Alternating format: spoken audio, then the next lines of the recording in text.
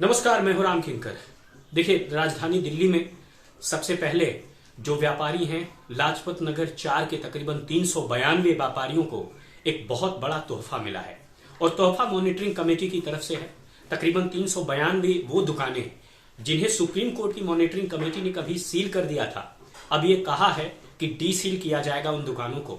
और D seal करने के पीछे जो फॉर्मेलिटी होगी वो ये होगी कि कुछ कन्वर्जन चार्ज और कुछ मिसयूज चार्ज जमा कराने होंगे। साथ में एक एफिडेविट देना होगा कि आने वाले दिनों में वो जिस तरह का बिजनेस कर रहे थे उस जगह पर वो नहीं करेंगे। और ये जब फॉर्मेलिटी पूरी हो जाएगी तब ये उनकी दुकान डी सील कर दी जाएगी। अब आम आदमी पार्टी ने साफ तौर पर इस मुद्दे पर यह कहा कि दरअसल ये सब कुछ हमारी तरफ से किया गया है। मॉनिटरिंग कमेटी का धन्यवाद दिया और ये कहा कि दरअसल यह निगम में केजरीवाल शासित सरकार का एक कह सकते हैं कदम था जिसके जरिए व्यापारियों को इसका लाभ मिला। अब बीजेपी ने मोर्चा मारा और यह कहा कि दरअसल जो कन्वर्जन चार्ज हैं या जो मिसयूज चार्ज हैं उनको एक साथ नहीं बल्कि कुछ कुछ पॉकेट्स में उनको भरने का जो सुविधा दिया जाए तब वो इस कदम का स्वागत करते हैं। लेकिन उन्होंने कहा कि इसका जो क्रेडिट है वो केंद्र सरकार को जाता है और साथ ही साथ हरदीप सिंह पुरी जो कि अर्बन डेवलपमेंट मिनिस्टर हैं उनको भी इस बात का क्रेडिट जा रहा है। ये सब कुछ कहा नेता विपक्ष राजा इकबाल ने। अब आम आदमी पार्टी और बीजेपी का वर्जन तो आपने सुन लिया, लेकिन पिछले 6 सालों से तकरीबन 392 सील दुकानों के जो मार्केट एसोसिएशन थे वो लगातार कोशिश कर रही थी कि कब ये डी सील हो जाए। और 2007-8 से जो सीलिंग का जिन्न था वो लगातार उभर रहा था, 2015 तक चला। और दिल्ली में जो फेज 2 शुरू हुआ सीलिंग का वो दरअसल 15 दिसंबर 2015 से शुरू हुआ और ये सेकेंड राउंड था।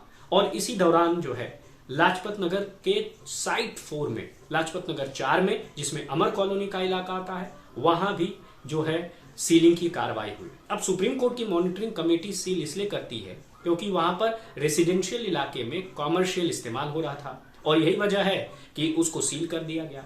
अब व्यापारी जो इस धंधे में लगे हुए थे वह अचानक से सड़क पर आए। कईयों ने अपने व्यवसाय को शिफ्ट कर लिया। कुछ वहां पर फुटपाथ पर कपड़े लगाने का काम करते थे, अब उन्होंने कोई और काम करना शुरू कर दिया। कुछ के बच्चे सड़क पर आ गए, उन्हें अब क्या व्यापार करें ये सब कुछ जो है समझ में नहीं आ रहा था। यही वजह है कि वह लगातार ये सोच रहे थे कि कम से कम उनको राहत मिल जाए।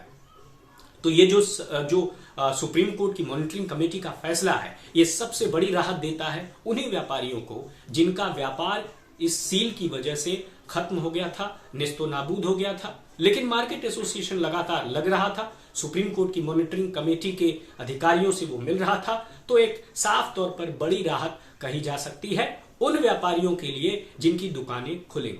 लेकिन अब सवाल यही है कि उस वक्त जब इंक्रोचमेंट था तो अब जब सील खुलेगी तो उसका स्वामी कौन होगा, यानी ऑनरशिप किसकी होगी उस प्रॉपर्टी पर जिस पर इंक्रोचर बैठा होगा। और बड़ी बात यह है कि जो मिसयूज चार्ज लगाया जाएगा वह कब से कब तक होगा। क्या पिछले 6 सालों से जब से सील हुई है तब से मिसयूज चार्ज लगेगा या फिर कुछ अलग तरीके से लगेगा, और फिर कैसा लगेगा। मान लीजिए जो एरिया है वो कुछ है और जो इंक्रोचमेंट है वो बहुत बड़ा है, यानी वो 3 डिजिट में है और जो मेन प्रॉपर्टी है वो डबल डिजिट में है, तो अब सवाल यही है कि ये मिसयूज चार्ज आखिर लगेगा तो किस पर लगेगा, यानी मिसयूज का जो एरिया है उस पर लगेगा या फिर जितना इंक्रोचमेंट था उतना लगेगा। तो अब सवाल यही है कि यह कितना होगा और कब से कब तक होगा। यानी साफ है कि जो स्थिति है वो अभी बहुत ज्यादा कंफ्यूजन में है। और अगर ऐसा हुआ कि जब से बंद पड़ी है, जब से सील हुई है तब से, और जितना इंक्रोचमेंट हुआ है तब से, तब अंदाजा लगाइए कि जो मिसयूज का चार्ज होगा वो कितना होगा और कितना ज्यादा होगा। और वो भी तब ऐसे व्यापारी जो कि कई सालों से जिनकी दुकानें बंद थी, जिनका बिजनेस खराब हो गया था, जिनके घर पर जो है लोग तरह तरह की ठोकरें खा रहे थे, अब वो इतनी भारी भरकम राशि कहां से लाएंगे। तो अब सवाल यही है कि कैसे ये सब कुछ होगा। लेकिन इतना जरूर है कि अब प्रॉपर्टी खुल जाएगी और वो कम से कम वो राहत की सांस ले सकेंगे और वहां पर कुछ दिनों बाद जो स्थिति है वो गुलजार भी होगी मार्केट की। लेकिन सवाल यही है कि इतना ज्यादा अमाउंट मिसयूज चार्ज का या कन्वर्जन चार्ज का वो कैसे डिसाइड होगा, ये बड़ा सवाल है। और कई व्यापारियों से मेरी बात भी हुई है, उनका भी यही कहना है कि कम से कम इस सवाल का जवाब उन्हें जरूर मिलना चाहिए। और अगर राहत सुप्रीम कोर्ट की मॉनिटरिंग कमेटी या फिर सत्ता में बैठी आम आदमी पार्टी या विपक्ष में बैठी एमसीडी अगर देना ही चाहती है तो साफ तौर पर यह करे कि उस रकम को कम करे। तो देखना यह है आगे क्या होगा। लेकिन सुप्रीम कोर्ट की मॉनिटरिंग कमेटी ने जब कुछ किया तो सही बात है, क्रेडिट लेने के लिए तो हर कोई आता है, जाहिर सी बात है, सभी राजनीतिक पार्टियां आगे आती हैं। लेकिन असल मायनों में व्यापारी अभी भी उसी स्थिति में है जो स्थिति सील के पहले थी। क्योंकि मैं हर वीडियो में कहता हूं जस्टिस लेटेड जस्टिस डिनाइड, 6 साल बाद उनकी क्या स्थिति होगी। बीच में कोरोना काल भी आया हुआ था। तो देखिए आगे क्या होता है। नमस्कार।